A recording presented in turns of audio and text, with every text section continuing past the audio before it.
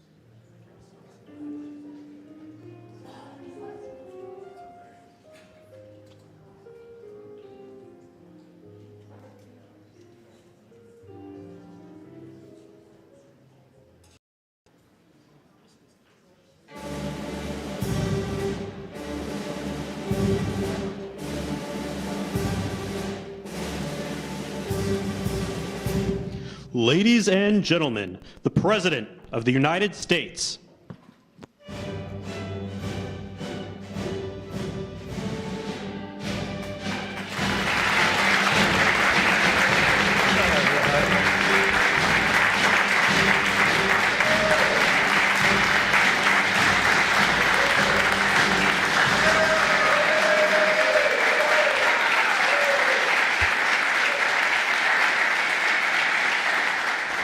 Well, thank you very much. Please sit down. Please, thank you. We have a lot of great political leaders and the biggest political leaders around, I guess you could say, but by far much bigger are the business leaders. It's not even close. I say that to my friends, the politicians. You have the greatest business leaders in the world here, so it's an honor. And this week we're celebrating the most successful first 100 days of any administration in American history. We're thrilled to welcome to the White House dozens of the world top leaders of all kinds, but in particular business leaders. And since the election, the companies represented in this room have collectively announced more than $2 trillion in new investments, and we have a total of close to $8 trillion all told. And there's never been anything like that in this country. We've never had anything close. I would say if you looked at the last administration, probably for 4 years they did maybe less than one, and we've done almost 8. I would say we'll be above 8 in a period of 2 months. So something happened. I think two things happened. November 5th happened, and November 5th gave you tariffs, intelligently used tariffs and various other forms of incentive. But it's really amazing. There's never been, I don't think there's ever been anything like this anywhere in the world. Together, we're going to bring back the most beautiful words. I always say made in the USA, the most beautiful words. We're going to have made in the USA like we haven't had before in a long time. In addition to the business leaders whose companies I will mention in just a moment, we have some great people, great senators. Marcia, where are you? Where are you, Martha? Marcia, thank you very much. Marcia Blackburn, Bill Cassidy. Bill, thank you, Bill. Ashley Moody. Ashley, thank you. And John Husted. John, thank you very much. And Representatives Byron Donalds, Buddy Carter, Rob Whitman, Mark Alford, Mike Rogers, Richard Hudson, and Abe Hamadeh. Thank you all very much.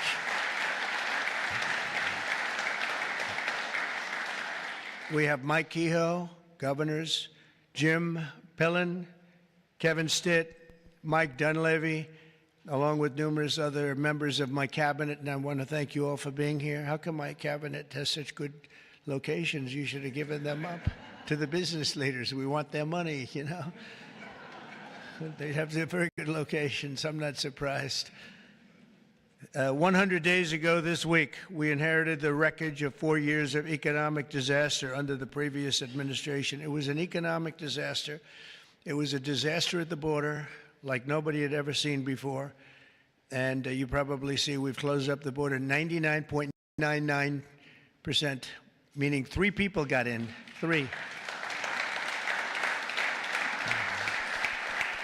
As opposed to hundreds of thousands of people coming in on a monthly basis, millions of people actually. There are periods where we had millions and millions of people pouring in on a monthly basis. We had 3 people. They buried companies in crippling regulations, waged war on American energy, pushed massive tax hikes, and gave us the worst inflation in the history of our country. In Biden's final year, the United States had the worst trade deficit ever recorded, and we lost 106,000 manufacturing jobs. Other than that, he's done a fantastic job. But now all that is changing, and all that's changing very fast, because we finally have the president who wants to put our country first. You have a president who believes in America first. In the first quarter GDP numbers just out today, core GDP, now we're removing distortions from imports, inventories, and government spending, was up plus 3%. But this is Biden's economy because we took over on January 20th. And I think you have to get us a little bit of time to get moving, but this is the Biden economy. But we still had and we've had a lot of things happen since November 5th that helped this economy because it was indicating a strong private sector growth, and it only started after November 5th. The private sector started really heating up after the election. Even though I wasn't there, people knew what we were going to be doing, and the private sector growth was actually very good. Very importantly, gross domestic investment was up an incredible 22%, which they had never seen before. Every new investment, every new factory, and every new job created is a sign of strength in the American economy and a declaration of confidence in America's future. We really do. We've never seen anything like this. Even Samsung, whose name isn't mentioned here, but I heard that they announced this morning that they're going to be building a very big plant because they want to be able to beat the tariffs. It's the only way to beat them. The entire Trump economic agenda is about making it easier to do business in America, to create jobs in America, to hire American workers, and to build your factories here in America, not in China or any other country. And we're dealing with many, many countries right now, I will say. And I think I can say for Scott and for Howard and for some of the people that are dealing, there are too many to handle. I mean, to be honest with you, I'd love to hire some of the people running these companies. Boy, would you do a good job. I could have Jensen negotiate. He'd blow my people away, wouldn't you? I think even Howard would say that. Howard would say, we'll take them. He'd blow them away with big deals. One deal would be the end. That would be it. We've terminated the Green New scam. It was a scam. And halted tens of billions of dollars of money, wasteful, deficit spending. It was like throwing money right out the window. And in the coming weeks, we'll pass the largest tax cuts in American history. And I think even more so, we'll be doing things for business like you've never seen before. You saw it in a little smaller version at the beginning of our last term. You know, we had the most successful 4 years that any president has ever had. The stock market was up 88%. The other markets were up almost 100%. And that's despite COVID and all the crazy things happening. But we had a tremendous 4 years. We've given credit for that, actually. But our big, beautiful bill, as I call it, our big, beautiful bill, we may name it that, actually, will include 100% expensing retroactive to January 20th. So that's all the way back to just about the beginning of the year. So expensing 1 year, you take a deduction 1 year, so you can build your factories right now, essentially almost tax-free, if you think about it. Nobody's ever been given that. And we're going to make that expensing for a 4-year period at a full 100%.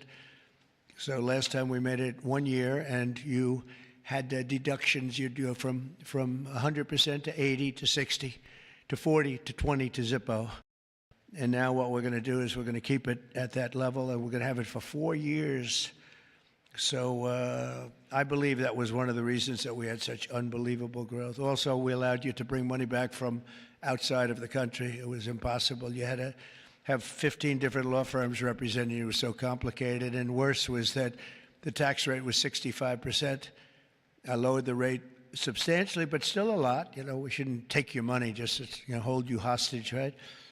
We lowered it to a reasonable amount, and we took in trillions of dollars, came back. Apple brought in a tremendous amount of money. A lot of the companies here brought in a lot of money, and the businesses represented today clearly understand that if you build your factory in the United States, your tariff rate is zero, and you have other advantages too, and not the least of which is what I just said, having to do with the bill. Now, we have to get that bill approved, so call your local representative, please, and make sure we get it approved, because I don't want to talk too early, but we're doing well with the Republican Congress. We have the Senate is doing great, and the House is doing great.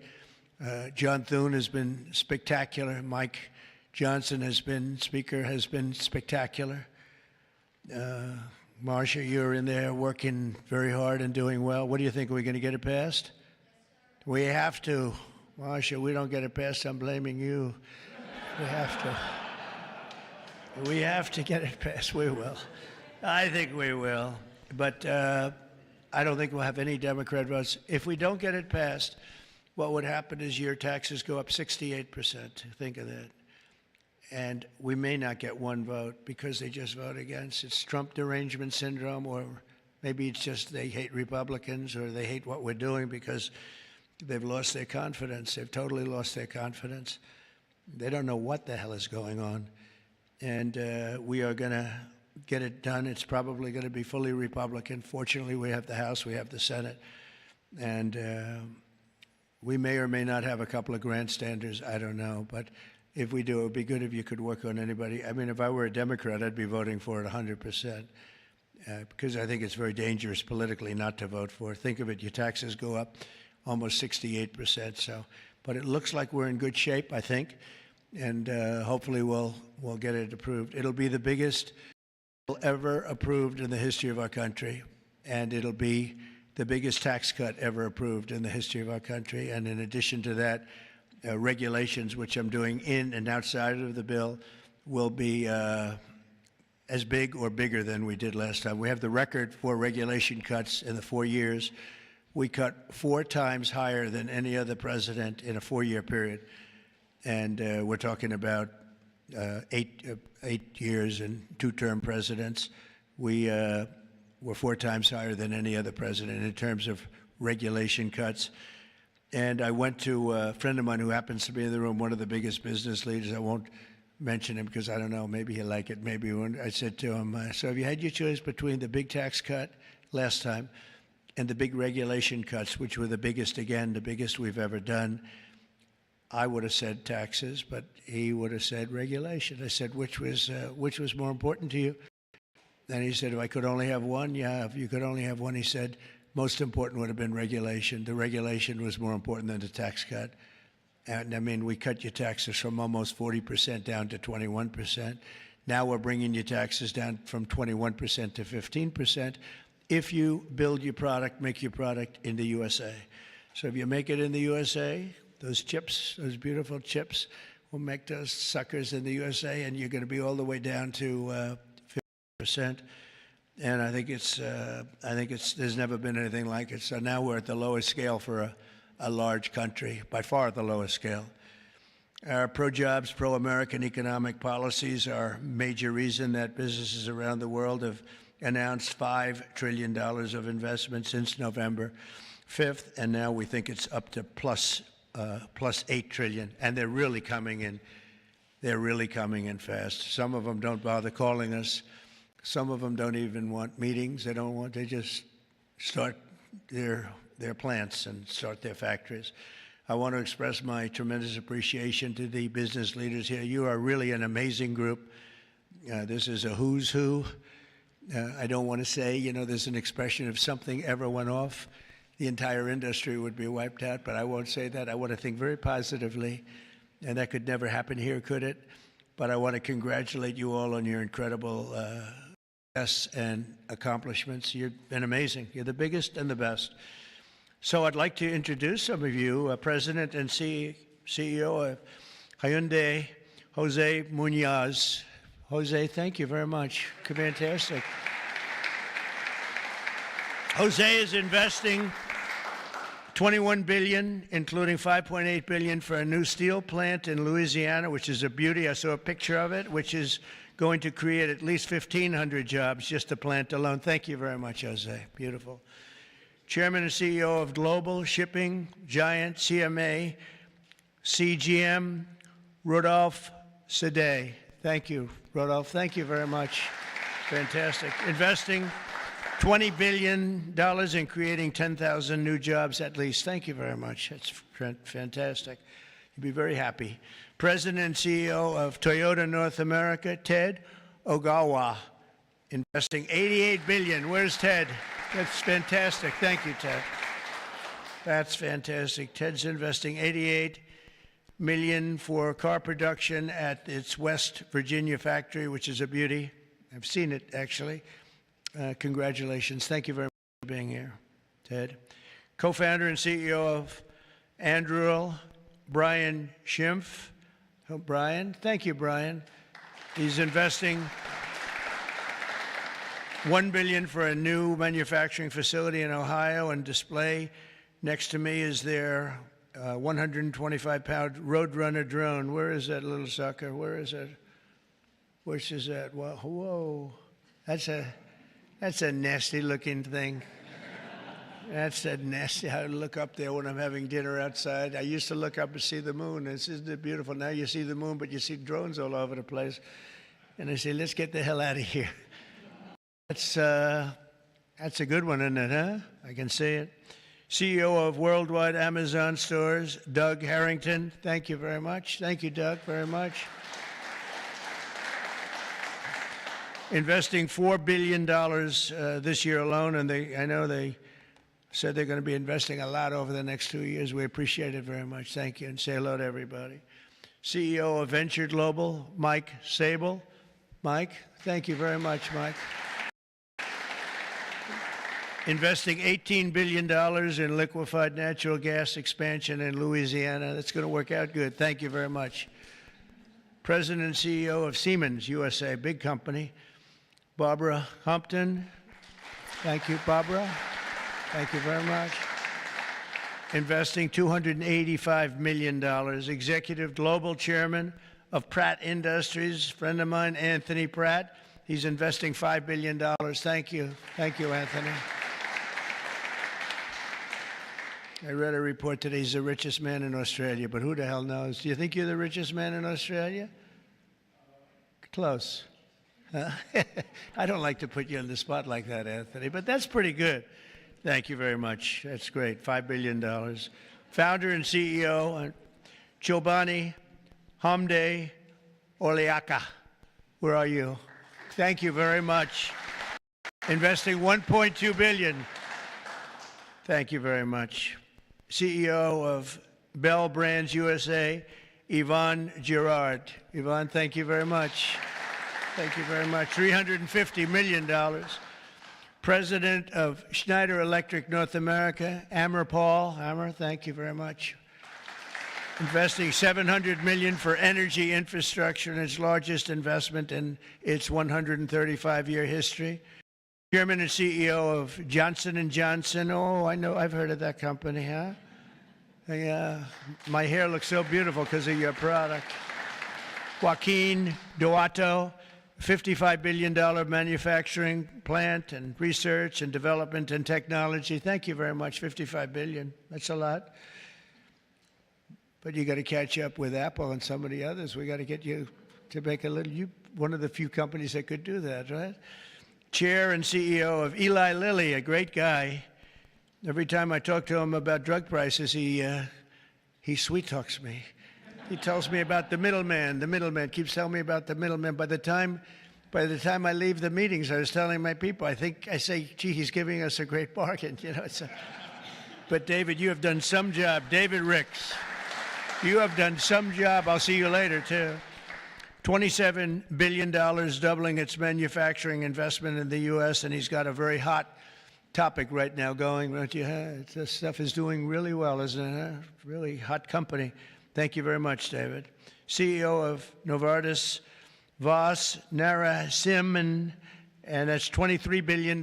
Thank you. Thank you very much. Thank you, Vas.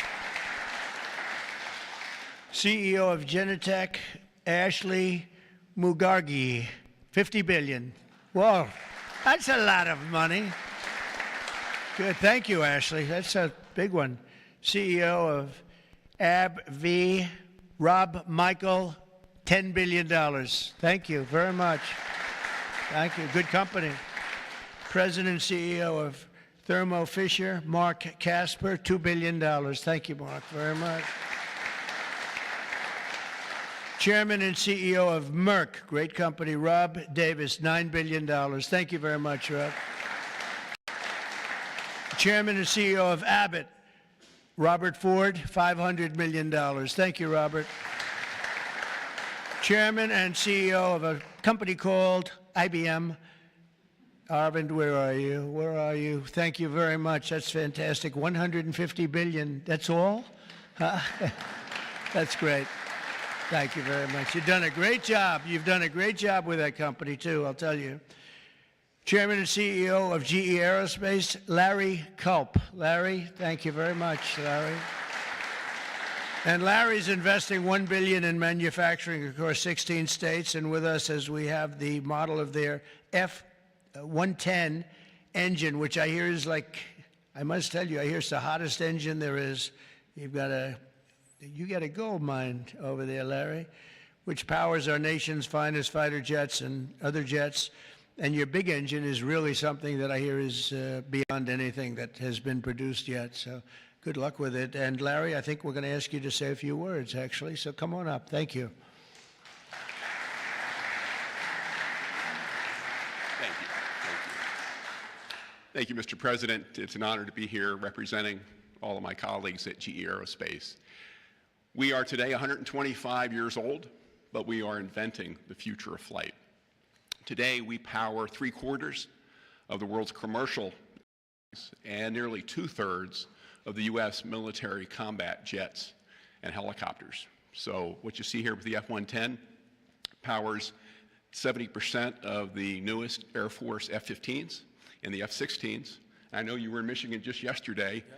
This is the engine that will be under wing on the F-15EX Eagle II that the Michigan Air National Guard will soon be flying. We're excited about what's happening at our company. We're investing $1 billion this year, as the President said, across 16 states, not only in our manufacturing footprint, but with so many of the small and mid-sized businesses that constitute our supply chain. There's a lot happening. We're excited about it. Mr. President, thank you for what you're doing, not only to revitalize U.S. manufacturing, but helping ensure that the U.S. aerospace industry, one of our biggest net exporters, continues to lead the world in innovation. Thank you. Thank you. Great job. And he has done a really great job. You took over a slightly troubled company, and now you've made it hot as a pistol. So that's really an amazing job you've done in a short period of time. Also with us is Chairman and CEO of SoftBank, Masa. Where's Masa? Masa, come on up here, Masa. Masa has pledged $200 billion plus another $500 billion with Oracle and OpenAI for a total of $700 billion. Thank you, Masa. Come on up, please.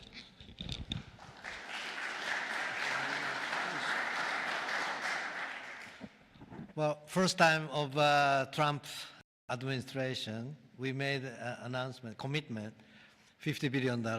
We delivered $70 billion over 4 years last time. This time, I tried to commit $100 billion, and President Trump said, oh, Masa, go for more. so we did the $200 billion commitment, and then right after that, we, SoftBank, OpenAI, Oracle, and MGX together, we announced $500 billion investment. This is the largest investment for infrastructure in the United States, investment. And I think this is more than the scale. The importance is this is the largest infrastructure for the AI, which is the future of mankind, I believe. It's going to change every industry, every way of how our mankind's lifestyle of the future. I am committed. U.S. is the center of innovation. U.S. must continue the leadership of AI. Thank you very much. Thank you. Thank you very much. Great honor. Thank you very much, Masa. Been a friend of mine for a long time. These guys are mover. We got to say, you are really something. It's great. We appreciate it too. It's a great spirit, great genius. Tim Cook from Apple is pledging, not only pledging, is committed to $500 billion. They're going to build plants all over the country, 7 or 8 different states. They've already started. And so I want to thank Tim. That's such a big investment for somebody that, you know, had them pretty much in one location, as you know. Now they're coming into the United States, I believe, because of the spirit and the tariffs and the incentives. So that's Apple for $500 billion. And one of the most brilliant men that you'll ever meet, a man that's done in a short period of time something that is incredible. He's the founder, CEO, and president of NVIDIA. Jensen Huang, he's producing up to 500 billion over the next 4 years to manufacture the most powerful AI chips entirely in the USA for the first time ever. Jensen, would you come up and say a few words? This is a smart cookie.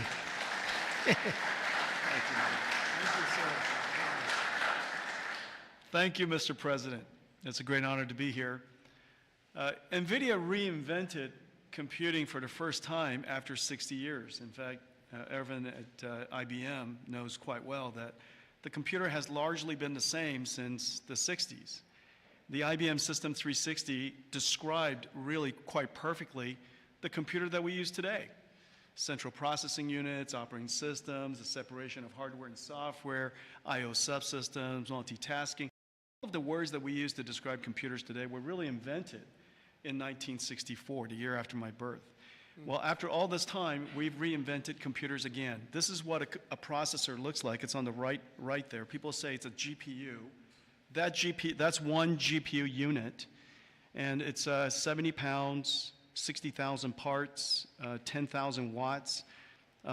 In order to manufacture it requires probably a couple of hundred companies in the supply chain. It is so heavy that it requires robotics to do. It's so precise. And just to test a supercomputer requires a supercomputer. And we're going to build NVIDIA's technology, the next generation of that, all here in the United States. Without the president's leadership, his policies, his support, and very importantly, his strong encouragement. And I mean his strong encouragement. Frankly, manufacturing in the United States wouldn't have accelerated to this pace. Manufacturing isn't about low-cost labor anymore. Manufacturing is about technology. And most of the factories that build these systems today are the most advanced factories in the future. And we're going to use artificial intelligence and robotics and omniverse digital twin technology to make it possible for us to create the factories of the future. And we ought to build it right here. The real amazing thing is that this computer is the engine of a whole new industry. And this new industry is called artificial intelligence. And this new industry is a manufacturing industry in itself. That's a factory machine.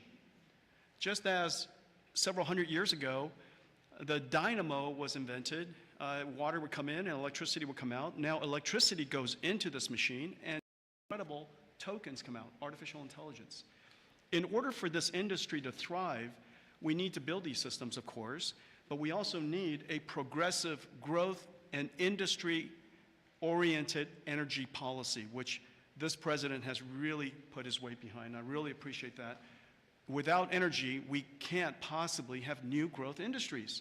And we now have the backing of the administration, the backing of President Trump to support the creation of a whole new industry.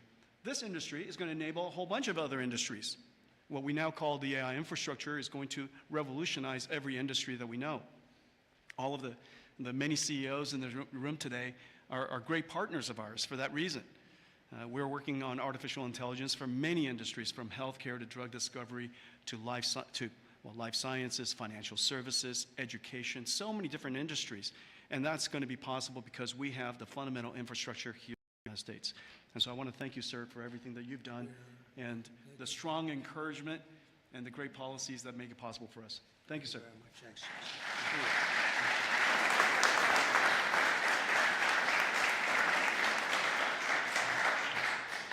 Another brilliant man. You know, we have brilliant people here, and we like brilliant people, actually, but we have a lot of brilliant people in this group, and it's an honor to be with you. Past 100 days have been fighting to reclaim our jobs and bring our country back to a level that it's never seen before, and again, renew the American dream, which is what we're doing. We have tremendous spirit. I don't know if you've heard, but it's become really quite a story. I see Pete's right over here, Secretary of Defense. We have the largest number of new enlistees or people enlisting in the military forces that we've ever had. And if you remember, 6 months ago, we couldn't get anybody to sign up.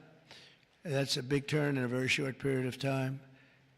And November 5th had a lot to do with that, and our Secretary of Defense and a lot of the people that you see sitting here really had a lot to do with that. There's great spirit. I can say that also with the police forces throughout the country. We're having a hard time filling them up. It's a dangerous job, but now we have waiting lists at almost every case. And that's an amazing accomplishment when you think. It's amazing.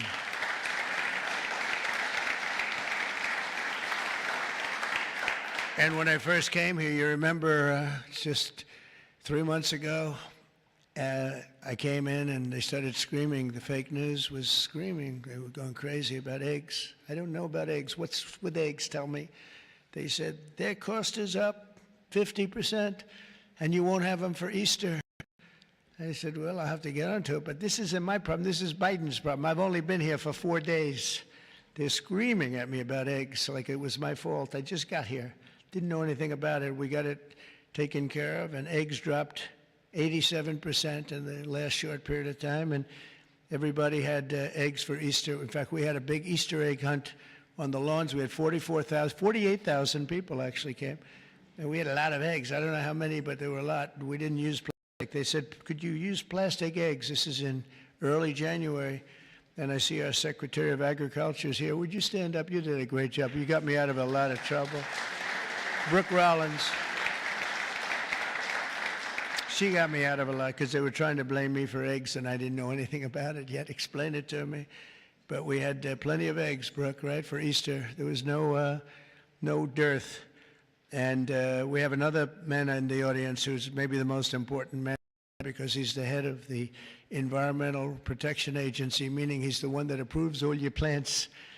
And when Jensen and some of the others came in about numerous of the others, especially having to do with AI, they came in, I learned a lot. Number one, I learned we need double the electricity that we have right now for the whole country, and really more than that. I mean, 2 times would be even better. It was like unlimited thirst for electricity. And at first I said, you know, how's that possible? But that's, whatever it is, it's possible. That machine that you say you can barely lift is, I guess, it sucks up a lot of energy. But we need more than double what we have right now. So you take all of the energy, even the energy in this beautiful, incredible, is this the greatest? I mean, no matter, I don't care where you come from with your $50 billion plant, the White House is the White House, right? You got to see in the Oval Office. If you want to take a trip down to the Oval Office, any of you, you come down with me. I'll show you a beautiful office. It'll blow your beautiful offices away. They'll stop and they'll say, for a lot of other reasons, but it's a beautiful place. And if you want to, I'm serious, you can do that. But I told Jensen, I told Tim, I told everybody that's building these very big, incredible plants, really plants of the future. They were talking about hooking into the grid. I said, well, you know, the grid is old, and it's subject to mishap. Things can happen, including storms and much worse than storms. And if you want, I'll let you build your own utility plant, your own electric plant along with your building. You can build it inside of the plant, or you can build it outside of the plant. And I went to Lee Zeldin right here, and I said, Lee, we got to get fast approvals for these people. You know, they're going to do the best job. They're going to have the best engineers, the best everything. Would like to have them build their electric for them. They don't have to go outside. You become a utility. You become a great producer of electric, and if you have any extra, you put it back into the grid if you want, or you sell it back in. But you're going to be able to build, so this way we don't have to worry about, do we have enough? Because if you look at California, they have brownouts, blackouts, and everything else. They don't know what the hell they're doing. Governor doesn't have a clue. But the last thing you want to do is be hooking up to the California grid so that we can go in and you'll say, gee, we have to close down the factory for a couple of days. We have a little brownout going on. So you're going to be able to build your own plant and produce as much electric as your beautiful heart's desire. And that'll be something that nobody's done before. And we're going to ask Lee to get those approved very quickly. And he'll get it approved before you can even imagine. He's great. He's great. He knows the difference. You know, you can take years to get those approved. I would say previous to us, it would be years and years. Or you could take weeks to get them approved, and it'll be just as good. But they don't play games, and they're going to get it done, and they'll get it done very quickly. So that's going to be a big help because you're going to have unlimited energy, unlimited electricity. And I think it's going to really, we want to stay number one. We're number one right now by a lot. I will say this, if I didn't get elected, I would say get out of the business fast. Get out of all business fast, probably. Maybe get out of the country fast, because this country was heading in the wrong direction, but now it's heading in the right direction. I think it's the most consequential 100 days in the history of our country in certain ways. We had an editorial from a group that normally wouldn't give good editorials to people like me, and they said he's the most consequential president because of what he's doing with all of these policies that you're reading about. Beyond the electricity and the plants, having to do with many other things like secure borders and all of the many things I could go down and name them.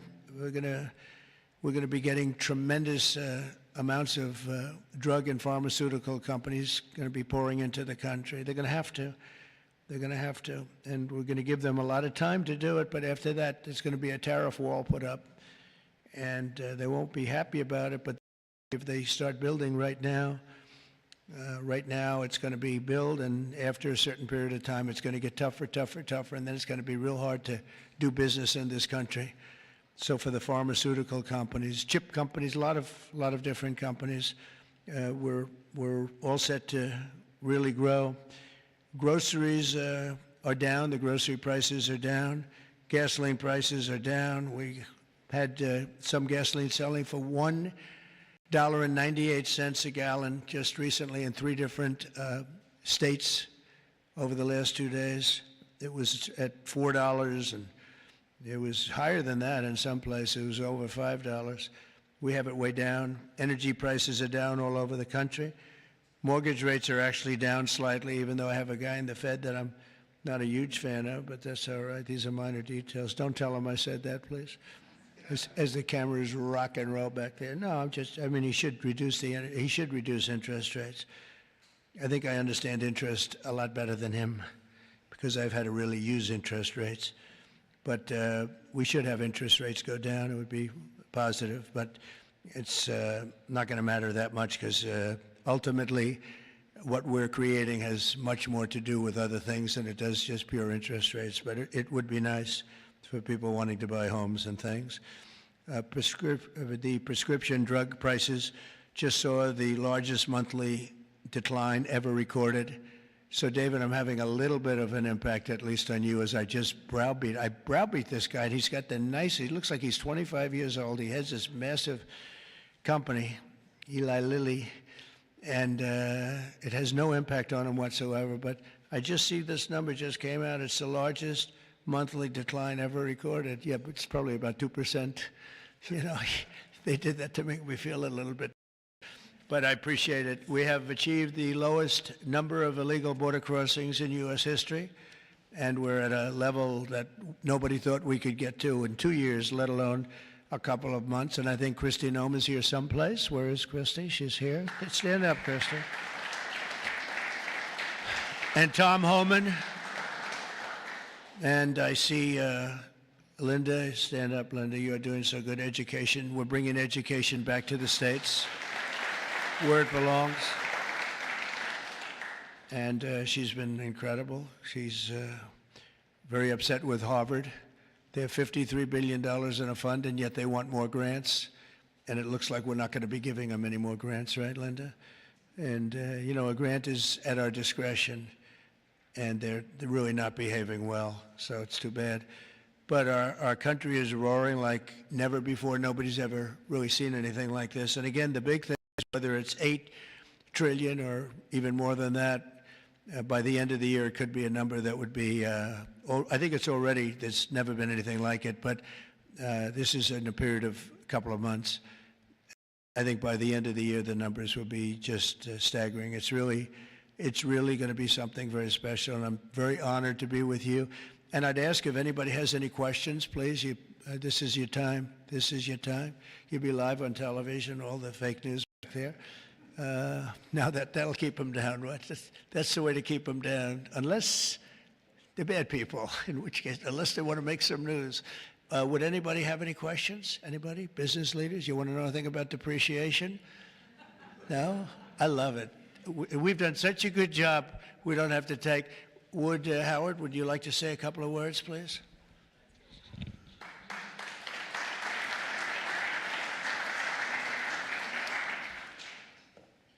The president talks about $8 trillion coming into America. And there's only one reason it's coming in. It's because he's finally set an industrial policy for the United States of America. We are the greatest economy in the world. We finally have a president who understands that we need to reindustrialize. We need to be made in America, made in the USA.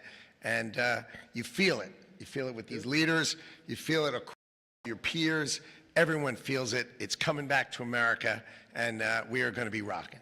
So thank you, sir. Great job. Great job.